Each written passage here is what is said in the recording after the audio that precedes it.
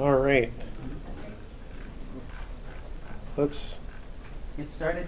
see if we can summon up the energy to get going here. I don't know why I have to say something that's a terrible pun on each lesson at the beginning of the lesson. Yeah, I don't know either. No. Neither.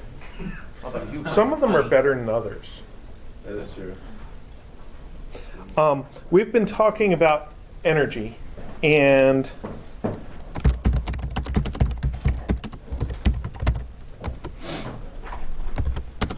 one form of energy we care a lot about is energy an object has. And that is kinetic is equal to 1/2 mv squared.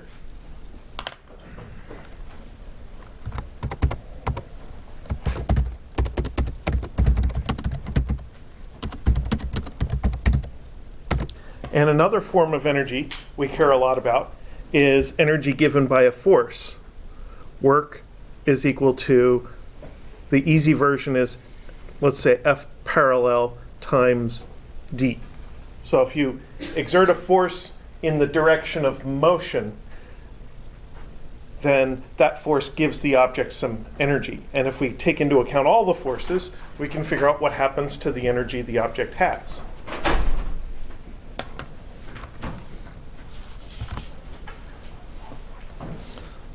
So W net is equal to delta K.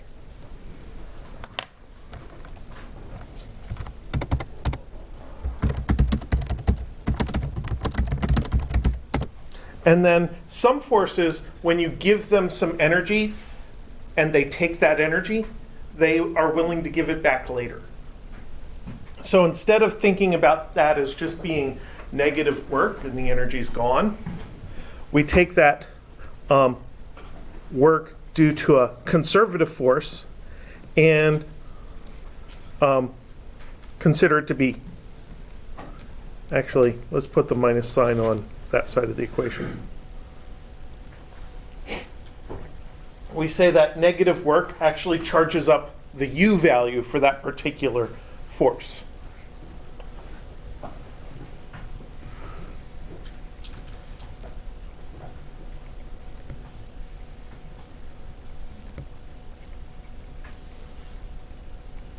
So that W sub C is standing for work due to a conservative force. And then capital U is potential energy.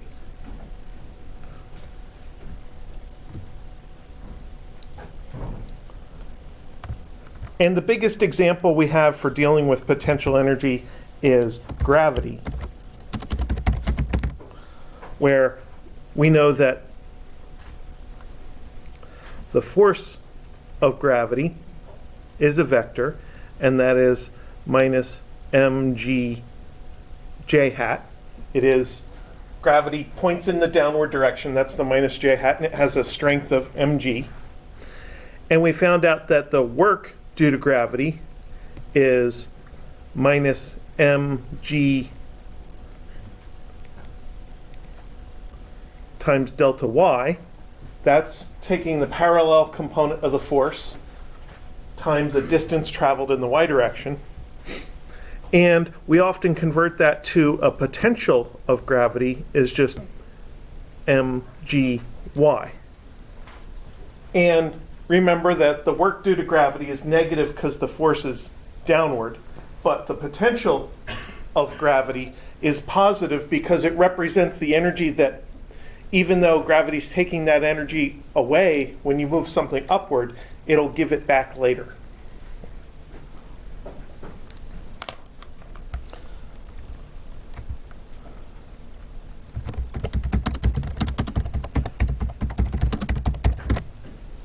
Now, what happens if we have a non-constant force? I think I may have mentioned this on Wednesday last week, but let's talk about it again. Work is force, let's go with x, delta x,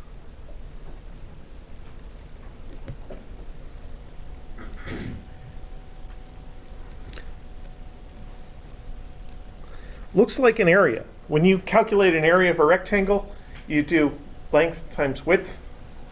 So if I make a graph of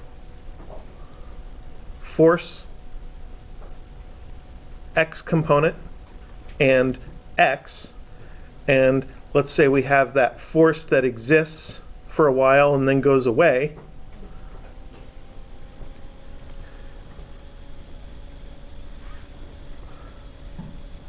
this area is fx component delta x, as long as that bottom is called delta x. And thinking about this product of a work times a displacement as being an area of a graph gives us a really big hint of what to do when our force isn't constant. When our force isn't constant, we can still maybe get a graph of the force versus position. But then to calculate that area, we would want to find the area under that graph. And that is exactly the calculus operation of doing an integral. So if we have a non-constant force,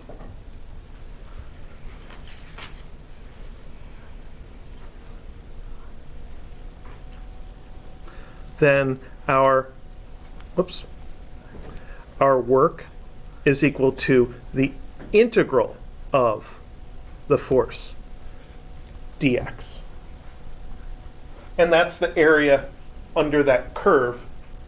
And that's the version that will handle cases when our force isn't constant.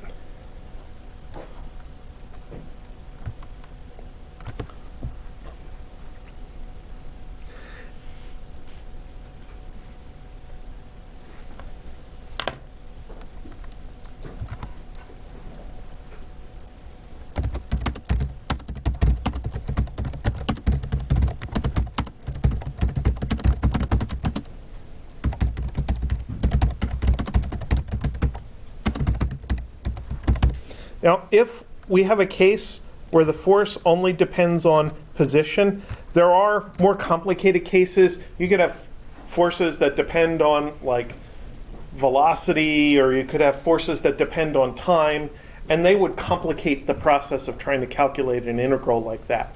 Because if there's a time inside that function somewhere, and at different times you're at different x's, that just really makes things a lot more difficult. But if your force really does only depend on position, then you can do that as a calculus integral. And you could say that the potential energy is minus the integral of fx dx. And let's just call it plus c, just to stress that when you're talking about potential energy, you get to add or subtract that c value. And then that minus sign between the u and the w is the minus sign from up above, where the work is minus the change in potential. And to make it more correct, let's put limits on the work integral, but not put limits on the potential integral.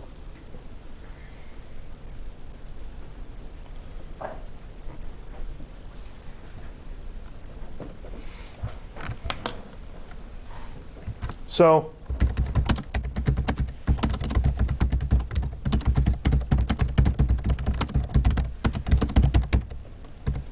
this gives us a nice relationship between potential energy and force. If you have a potential energy function, then force in the x direction is minus du dx, and u is in turn minus the integral of force.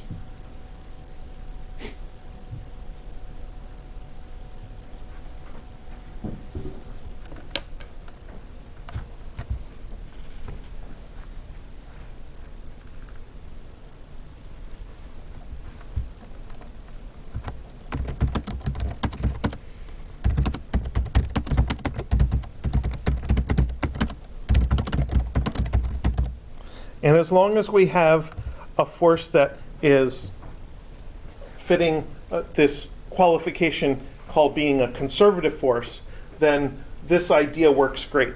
And in order to be a conservative force, well, I'm going to leave that for your Calculus 2 and Calculus 3 courses to define what a conservative field is. But for our purposes in introductory physics, we're only going to have two conservative forces that I really care about. One is gravity, where we already mentioned that we know the force, it's constant, and we know the potential energy, it is mgy. And there's one other kind of force that we're going to be able to apply this idea to.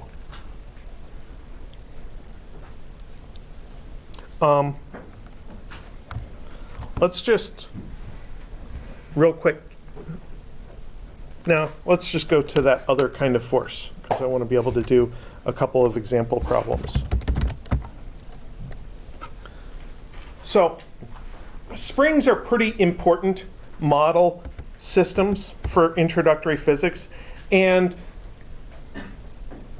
part of it is because a spring is something we can physically hold on to.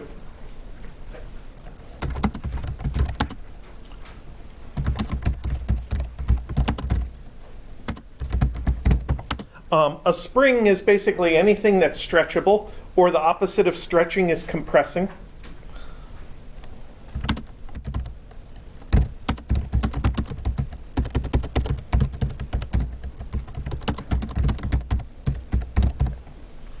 And the special thing about springs is that the force is proportional to the stretch. So if you provide no stretch, then there's no spring force.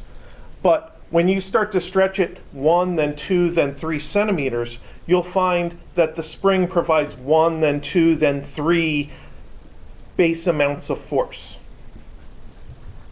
So I'm going to draw 3 pictures of a spring here. Here is a wall, and here is my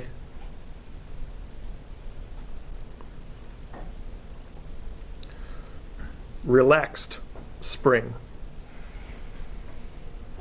So that spring is just sticking out from a wall, and it has a preferred length, but it is not being stretched or compressed from that preferred length at all. So I'm going to mark the preferred length of that spring there. And one thing that you can do to a spring is stretch it. You can pull on it. So I'm going to draw the equilibrium position of that spring at the same distance from the wall in the second diagram as I drew it in the first diagram. But now this spring is going to be stretched out. So there's some force of pulling here, and that provides us with a certain XS, which is positive in this case.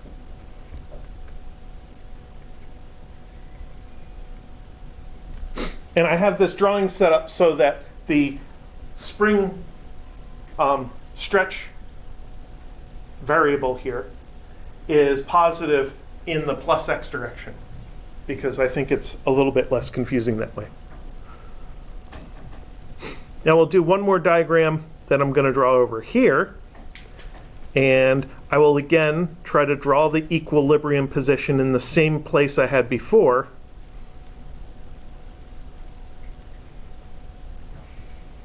But this time I'm going to draw the spring as being compressed.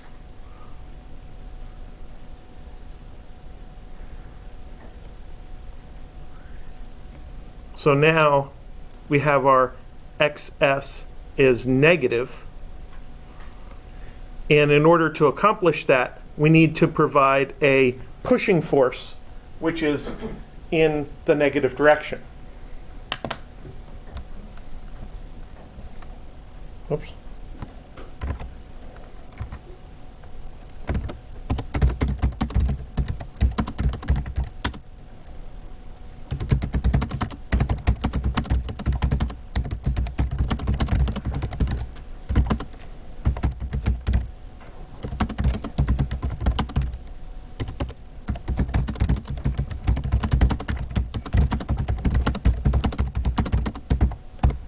Now, one of the things we have trouble with in Newton's laws is that talking about force is always a matter of perspective. When we talk about the force of gravity between the Earth and me, the Earth pulls down on me, but I also pull up on the Earth. When we talk about the force of the floor on me, the floor pushes up on me, but I'm also pushing down on the floor. So if you shift your perspective, you flip the direction of a force. So usually when we're talking about spring forces, we don't talk about the applied force that we have to do to the spring to make it compress. Usually we're concerned about some object that is attached to a spring, and we're talking about the force the spring exerts on our object. So that force is in the opposite direction. So in each of these diagrams, there is a force of the spring which is in the opposite direction. And you can see that for a negative x value, the spring force is positive, and for a positive x value, the spring force is negative. So we usually phrase this as the force of the spring is minus some constant times the x of the spring.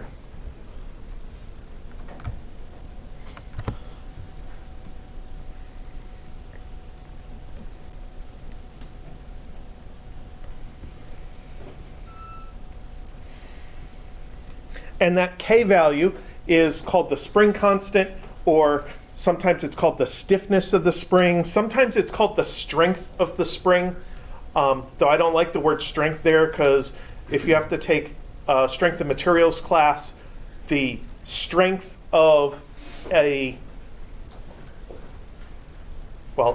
spring or a material is different from its stretchability, or when you talk about a material property, it turns into the Young's modulus. So I don't want to use the word strength there. I always call it the spring constant. So that equation tells us how much force a spring is going to be exerting on the end of the spring that is being moved around. So if you move one end of the spring to the right, it pulls you back to the left, and vice versa. It's a relationship that you've dealt with before. So let's think about a particular application of a spring.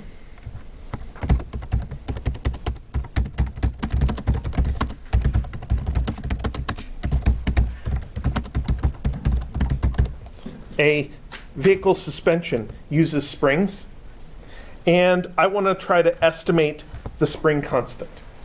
And to estimate the spring constant, I'm going to think about something straightforward. What happens when a person sits on the bumper of a car? So they're going to compress the car a little bit. So we're basically asking the spring to increase its force by a certain amount, and in exchange, the distance is going to change by a certain amount. So we're going to have a delta F equal, say, 900 newtons. So that's the amount of force the spring system has to provide with the person versus without the person. So it's a delta, it's a comparison of two situations. And then our delta X is going to be how far the car's bumper moves down when a person sits on the bumper. So how far do you think the bumper of a car moves when somebody sits on it? 5 inches. That seems like a lot. That's a really loose suspension of a car. 900 newtons is like a 90-pound person. No, it's like a 200-pound person. I'm going to go with 10 centimeters. So that's about the width of my hand. So the bumper might move down by 3 inches. I think that's a reasonable number. So then if the force of the spring is proportional to the distance, then my K is delta force over delta X is 900 newtons over 0.01 meters is 90,000 newtons per meter. And that newton per meter is the unit associated with springs.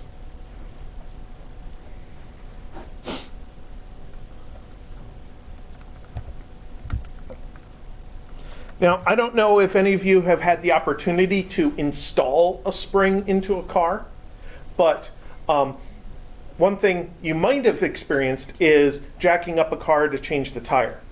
When you first start lifting the car, the wheel doesn't come off the ground. The car has to move quite some distance before the wheel actually comes off the ground.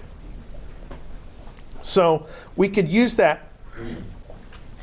Oh, actually, I'm going to make one change here. I'm going to make it 1 centimeter, not 10. I already made that 1 centimeter. That's a pretty stiff suspension. It's a fairly stiff suspension, but imagine getting into a vehicle. It doesn't really sink down that much when a person gets in the car. It depends on the person and it depends on the car. Yes. We've specified the person already.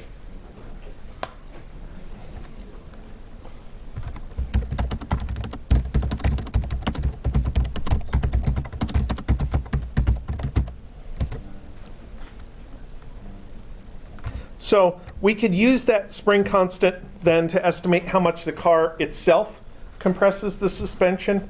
Maybe we could use mass is approximately 2,000 kilograms. So our delta F is about 20,000 newtons. This is all hand wavy estimation anyway, so I'm just using G equals 10 instead of 9.8. Makes the multiplication easier. So then if delta F is K delta X, again thinking about magnitudes here, then my delta X magnitude is delta F over K, which is 20,000 over 90,000, 20,000 newtons over 90,000 newtons per meter is 0.22 meters, which is 22 centimeters.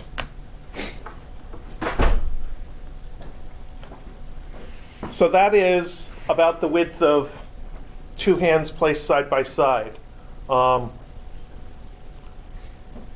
For my hands, it looks like with thumbs is approximately 20 centimeters. And that represents the distance that you have to lift up on the car before the wheel actually comes off the ground. So if you just lift the car 1 inch or a couple of centimeters, the wheel's not going to come off the ground, because all you've done is you've relaxed the springs of the suspension a tiny little bit. In order to actually get the wheel to come off the ground, you have to account for that entire 22 centimeters worth of motion. And as you lift, it gets more and more and more difficult. Any person could probably lift the bumper up 1 centimeter. That part's easy. It's getting it the other 21 centimeters that would be a lot more difficult.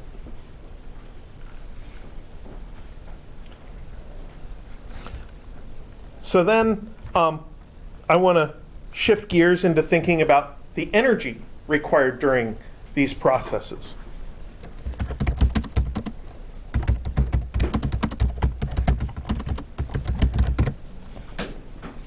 So I want to think about the work required to stretch or compress a spring.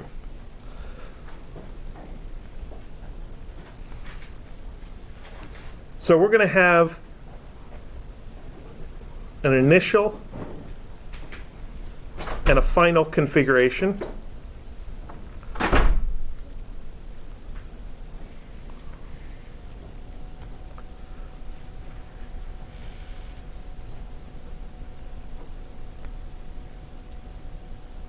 There's the relaxed spring, and we're going to apply a force of pulling. And now we'll have the 2, 3, 4, 5.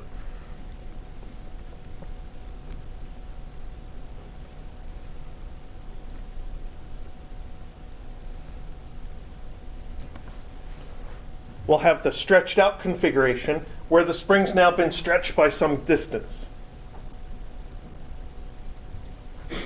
And one thing that we know is that the force of pulling has to balance out the force of the spring. We're going to imagine doing this process very slowly, so there's no acceleration, and at any given moment, the forces basically balance out. So that's why if we think about this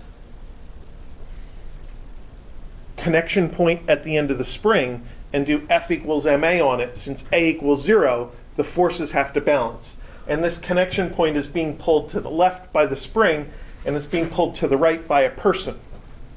And those two forces are equal. So that's how I justify making those equal with a minus sign. And that's going to be K times X of the spring.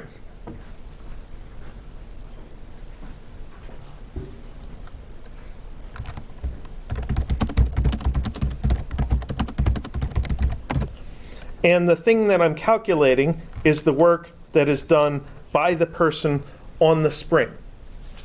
So that would be work of the person is the integral from x initial to x final of the force of the person dx.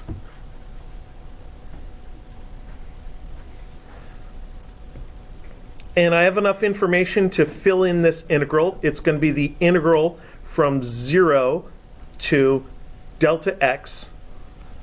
That delta x represents my final position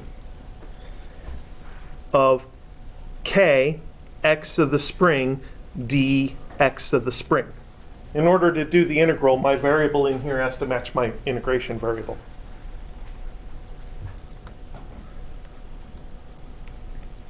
So k comes outside the integral, and what's the integral of x? That's the derivative of x. So we got to go the other way. 1/2 x. Yeah. 1/2 xs squared. Close the brackets, go from 0 to delta x. So that is going to be 1/2 k times delta x squared.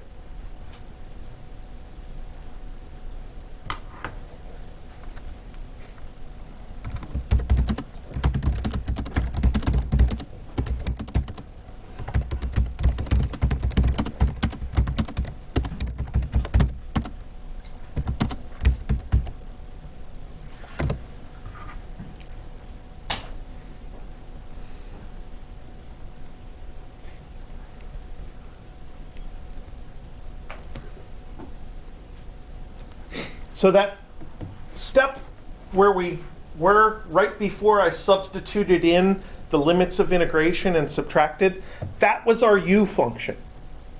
That indefinite integral stage is our u function. So that 1/2 k x of the spring squared, that's the amount of energy that the spring has stored at any given moment.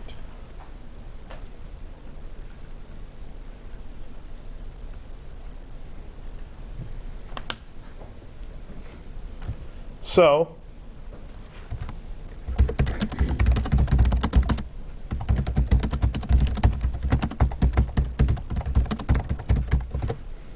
we can use that to find out how much energy is stored in the car's suspension. Because we already know that K is 90,000 newtons per meter. And we know x of the spring is 0.22 meters when the car is sitting down on the suspension. Of course, all of this assumes that that 90-pound, that 200-pound person depressed the suspension by 1 centimeter. But assuming those values, U is 1/2 times 90,000 newtons per meter times 0.22 meters quantity squared.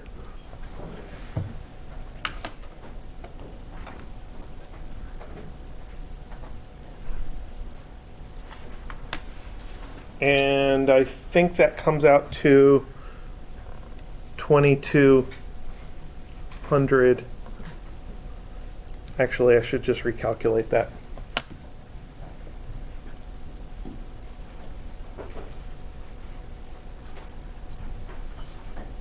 .5 times 90,000 times 0.22 squared is about 2,200 joules of energy.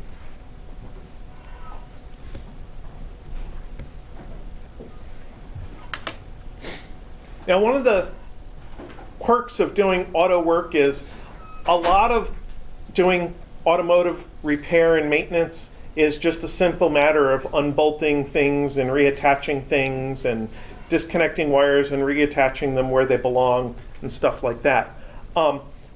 Springs are actually a little bit dangerous because to get them into place, you really have to compress them quite a bit. And that involves storing energy in the spring. And I wonder what would happen if that much energy was released on a person. So,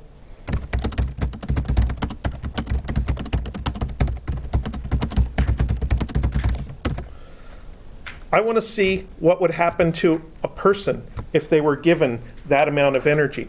So we're talking about K is 1/2 mv squared, which leads to V is 2k over m with a square root. So multiply by 2, divide by m, that's 2k over m. That would be V squared, take a square root, and we get square root 2k over m is our velocity. So that's 2 times 2,200 over, I guess I used a 90 kilogram person in the previous calculation. So 2 times 2,200 divided by 90 all under square root is 7 meters per second, or 15 miles an hour. Now, 15 miles an hour is a pretty fast running speed. It's faster than I can run, I'm sure. If that was suddenly given to a person, it would be a process very similar to if somebody was running at 15 miles an hour and suddenly came to a stop. Because in that case, they would have the energy and release it rather than being suddenly given that energy. But the forces involved of acceleration and deceleration are about the same. So releasing all that energy into a person is like running 15 miles an hour into a brick wall. That's similar to how much it might hurt, except that the spring is very focused. A brick wall is wide and all of your energy is dissipated and the force is spread out in different areas. The spring would probably only hit you in one spot. So imagine running full speed into a brick wall with your arm sticking out in front of you.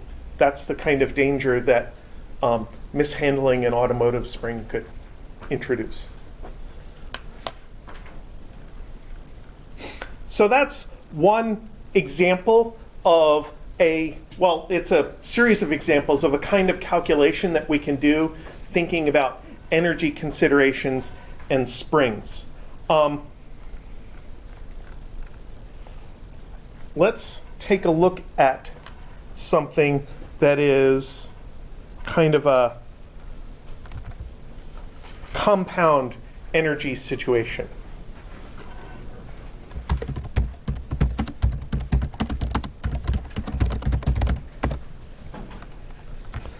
let's think of a situation where we have several different types of work and energy involved, all in the same scenario.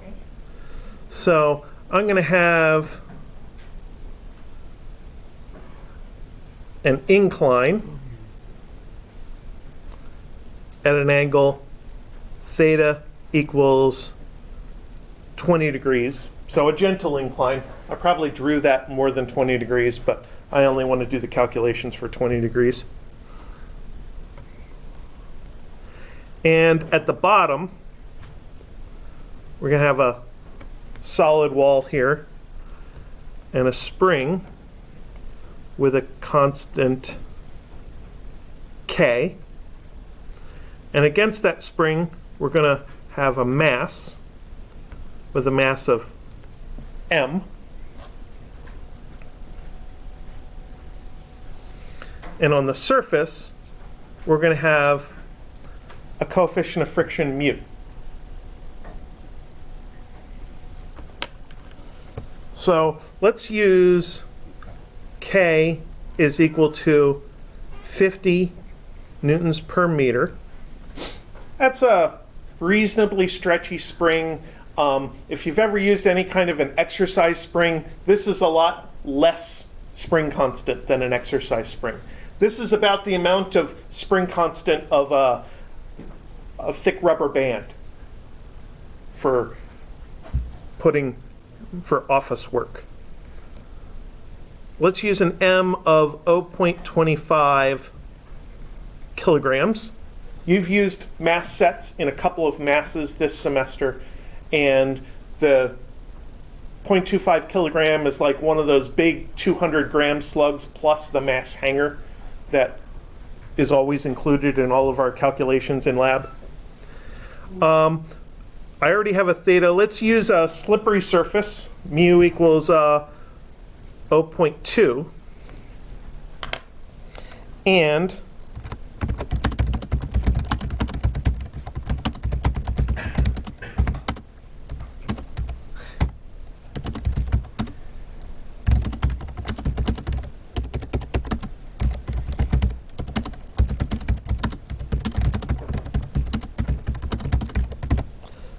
we'll have this thing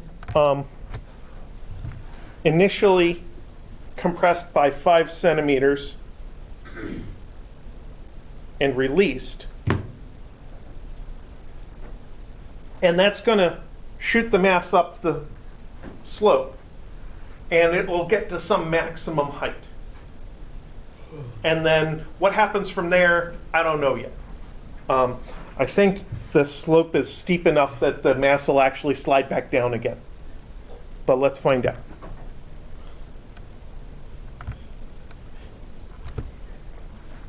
So we want to think about the forces that are involved in this situation at all times. And our forces are best described using a force diagram. So we definitely have the force of gravity pulling in the straight downward direction. I have to remember where the diagram is so I can step out of the way. We definitely have the normal force, F sub n. And since we have upward motion, we're going to have friction pointing downward.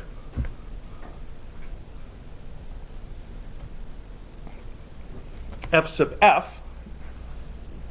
And of course, since we've compressed the spring in the downhill direction, the spring is going to exert a force in the uphill direction. So we're going to have a force of the spring. And if we were to try to analyze this using F equals ma, then this would be a royal pain because first of all, while the spring is working, we have this variable force, which means our acceleration is variable, which means that we would have an equation where we'd have the second derivative of position related to the position itself. That's called a differential equation, and we don't want to deal with that right now. But energy is a really good way of dealing with this situation where we can use basic equations that we've done so far. So what we're going to do is we're going to calculate the energy contribution of every single one of these forces. And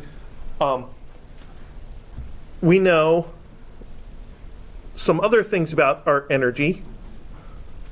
Our initial kinetic energy is 0 because we're pulling this thing back by 5 centimeters and releasing it. So it's being released from rest. And we know our final kinetic energy is 0 because this object is constrained to move in one dimension. So when it gets to its highest point, it's going to come to a stop.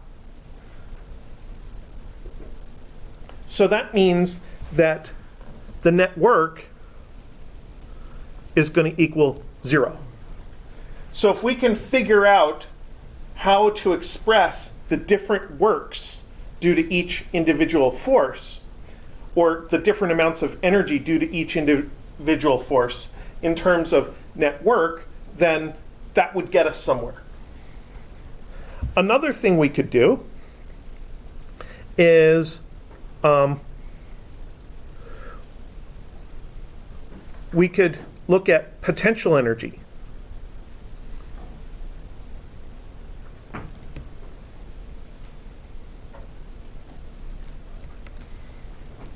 So there are two different forces that are related to potential energy in this case. There's the spring and gravity.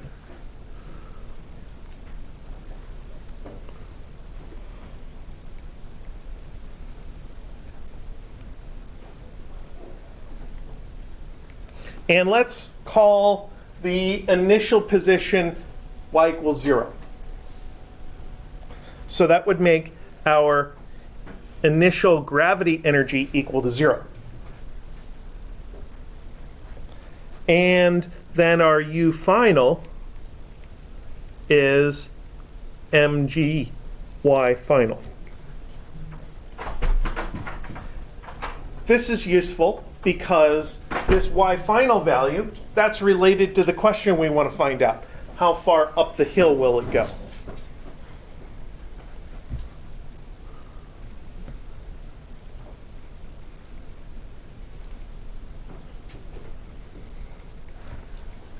Now the spring initially has energy because somebody exerted some downward force to compress the spring by 5 centimeters. So the spring's energy is going to be 1/2 K times 5 centimeters squared.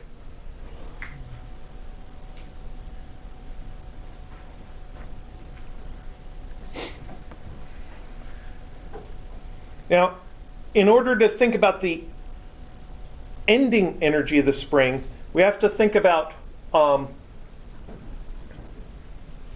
what's going to happen as the spring goes from being compressed to being stretched. Is the spring going to stay attached to the mass and start pulling back on it and try to restrict the upward motion of this mass? Or is it like a normal force where the spring is only pushing, and once the spring starts trying to pull, it lets go? I'm going to assume it lets go, that the mass is not anchored to the spring, that the spring and the mass are only touching each other. And once the spring goes into pulling mode, it's like a normal force. When you lose normal force, because the normal force is a force of contact, when you lose normal force, you lose contact. That means that the spring exits the picture once excess becomes 0. So that means U final is equal to 0.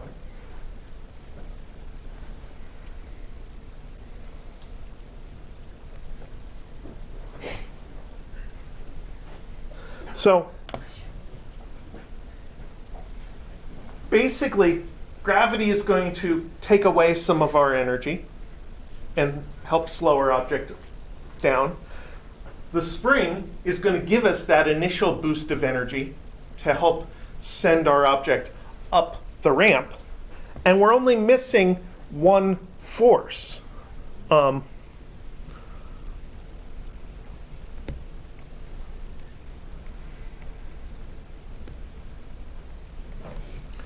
only force we're missing, if we think of gravity and the spring as doing their contributions in terms of potential energy, is that friction force.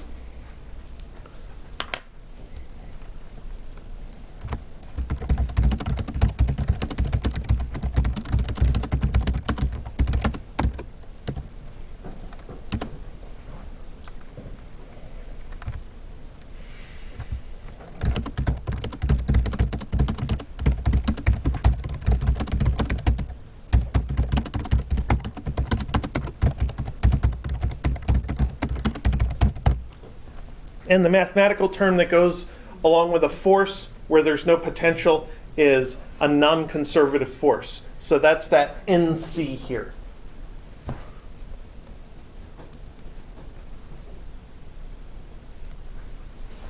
That NC stands for non-conservative. So for friction, we're going to have to do the work due to friction is force parallel times the distance.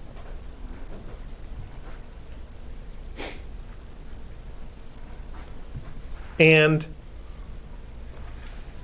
we can include the direction information because this force parallel is supposed to be positive if the force is in the direction of motion, but it's supposed to be negative if the motion is forward while the force is backward. That's the case of friction. So this is going to be minus the force of friction times the distance traveled. And then we need the force of sliding friction on a ramp.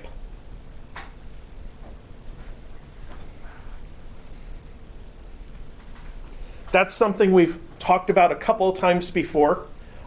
Since it's sliding friction, it's going to be mu times the normal force, and we still have that distance hanging around in the equation. Now we just have to remember the normal force on a ramp.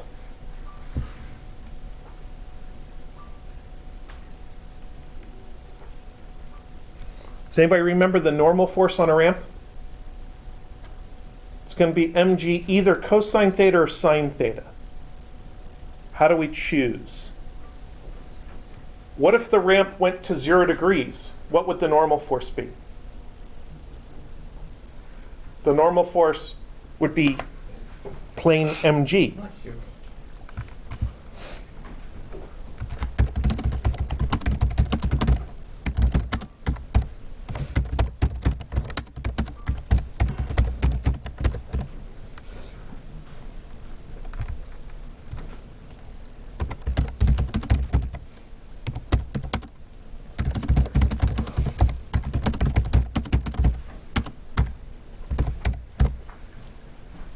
So then all we have to do is check whether sine or cosine of theta is equal to 1.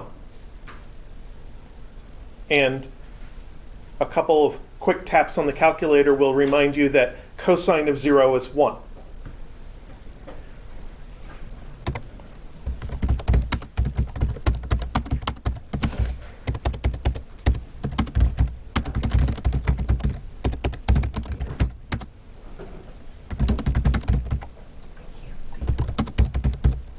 I can't type without standing here. Oh, I'm sorry. So here is the logical progression that I use because I've done this several times, and you've done this several times using the incline by now. You know that the normal force is either going to be mg sine theta or mg cosine theta, and it's just a matter of picking which one it is. And the mnemonic for me is remembering that if theta goes to 0, I have a horizontal surface, I want my force to be mg, so then I just have to figure out which of sine and cosine will give me that proper normal force equals mg when theta goes to 0. Then I can make that decision. So now I can plug that in up here. This is mu k times the normal force, mg cos theta, times the distance.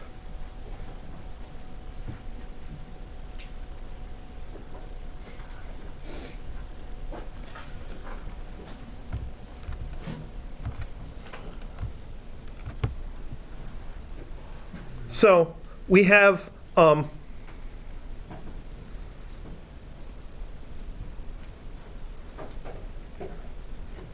some initial energy.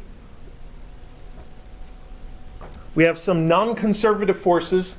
Well, one non-conservative force doing some work.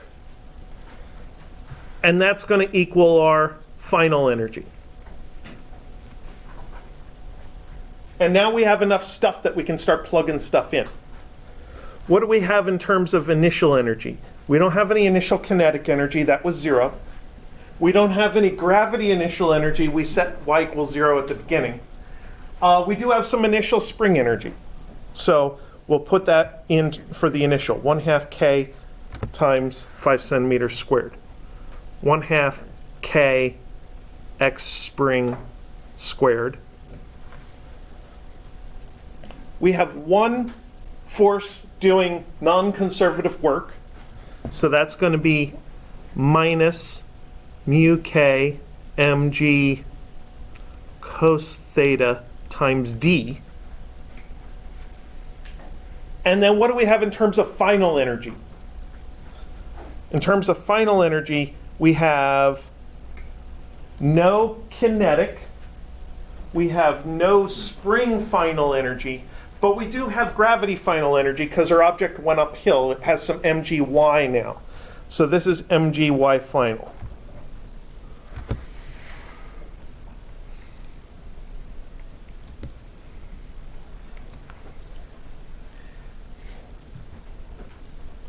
All right, so let's plug numbers in and see where we're at. This is a great place to plug numbers in. This is 1/2 times 50 newtons per meter times 0.05 meters quantity squared minus 0.2 times m was 0.25 kilograms, 9.8 newtons per kilogram, cosine 20 degrees times d. That's the left side. I've plugged numbers in for everything. These were from the givens way up above. And then on the right side, we have 0.25 kilograms times 9.8 newtons per kilogram times y final. And it appears that we have two unknowns in this equation. A distance measured diagonally, because that distance came in with the friction force. We did force times distance to calculate work. So that has to be a distance in line with the force. And then we have this y value, which is actually a vertical motion. But they're actually related to each other, because the distance is the hypotenuse of a triangle, and the y value is one of the legs of a triangle. So let's see how they're related.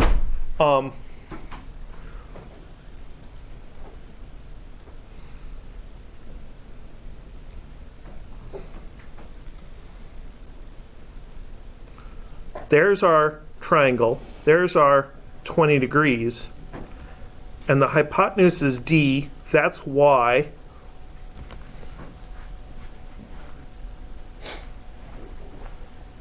And it looks like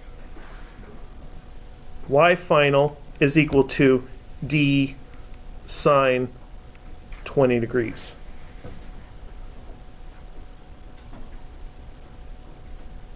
When we did the incline and we looked at the potential energy, it turned out to be mgd sine theta. That's in your notes from, I think, last Wednesday. And this is the d sine theta part of that.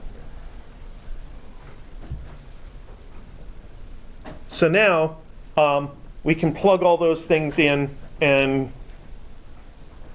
multiply some numbers together. So the first thing is the amount of energy the spring gives us, 0.5 times 50 times 0.05 squared equals. That's not a lot of energy. 0.0625 joules minus. I'm going to take all those numbers in front of the D and multiply them together. 0.2 times 0.25 times 9.8 times cosine 20.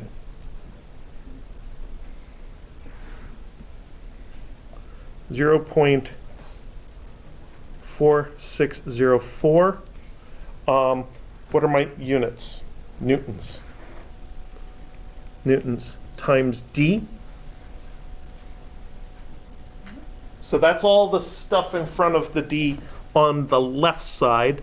And on the right side, we have 0.25 kilograms times 9.8 newtons per kilogram times sine 20 degrees times D. So it's the same right-hand side as before. I've just replaced the y final with D times sine 20. So now I can consolidate those numbers into a single number. 0.25 times 9.8 times sine of 20. 0.8379.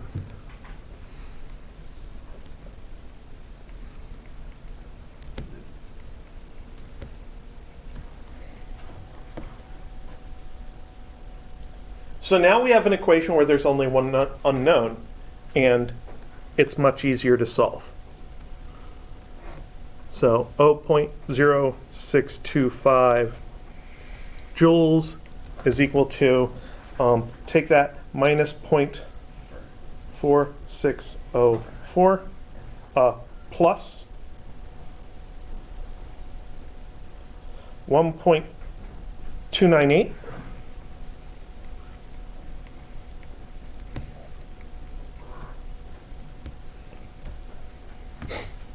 So I had to add this term over to the other side. They both have a factor of D in them. And now I can take that final value of 0.0625 divided by 1.298 and get a 0.048 meters is equal to D.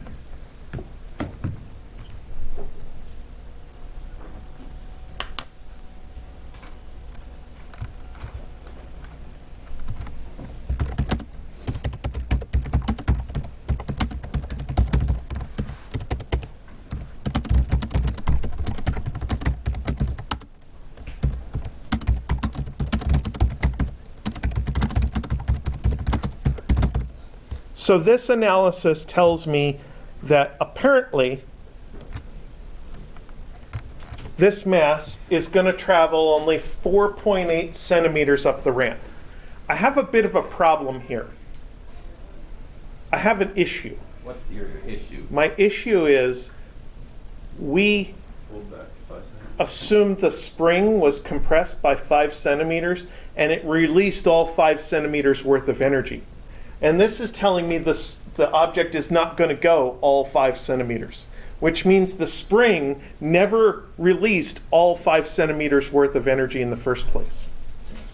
This is a problem. It's a problem with my example I came up with. So the problem's my fault. But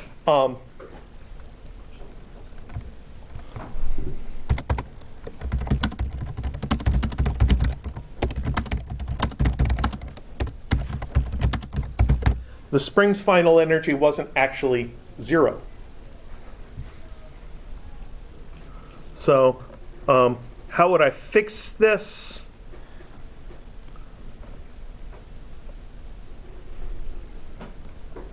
I have to draw it.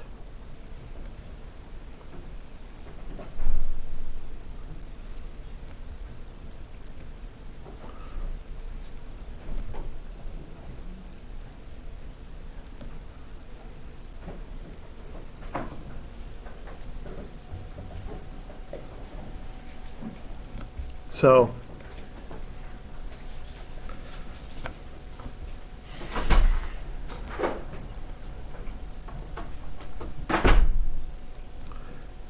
X spring initial is 5 centimeters. X spring final is 5 centimeters minus our D value.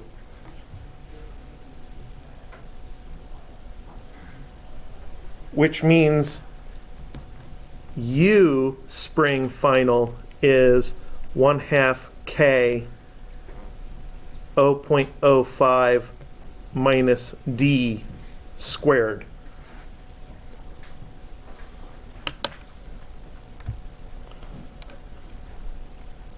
And that would end up going right over here. Plus 1/2 K 0.05 minus D. Oh, what just happened? I just hit a little button that made that side menu go away, which is actually really useful right now. So this equation should have had that extra term in it. And now it's at the point where I don't want to solve it on paper anymore, because it's an ugly quadratic equation. There's a linear term. There's a constant term. That's what this one is. There's a linear term that depends on our variable. And there's a D squared term from there. Now my guess is that accounting for this, our object's only going to travel 4.6 centimeters up the ramp instead of 4.8 centimeters.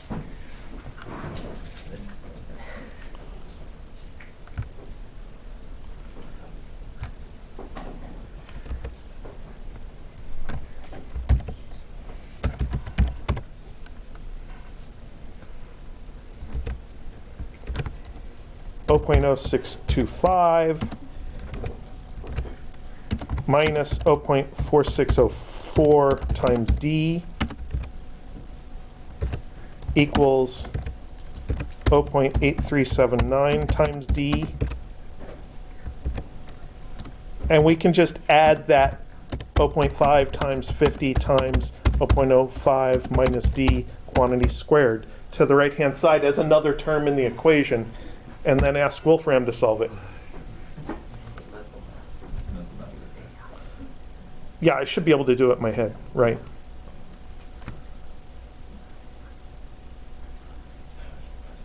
Hey, we get the same D value.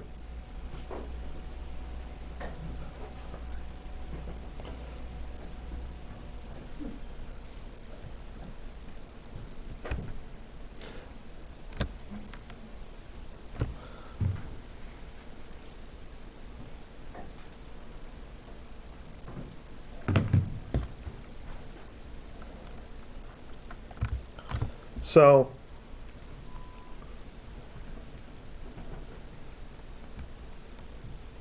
there's an uncorrected value and a blue corrected value. So the corrected value is 0.048068.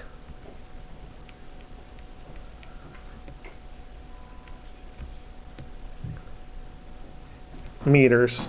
And the uncorrected value, to get the extra digits, I'm just going to take this and backspace over the correction.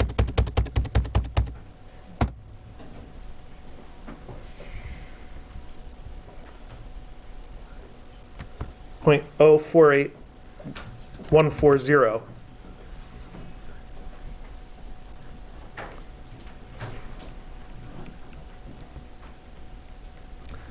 So it makes a difference of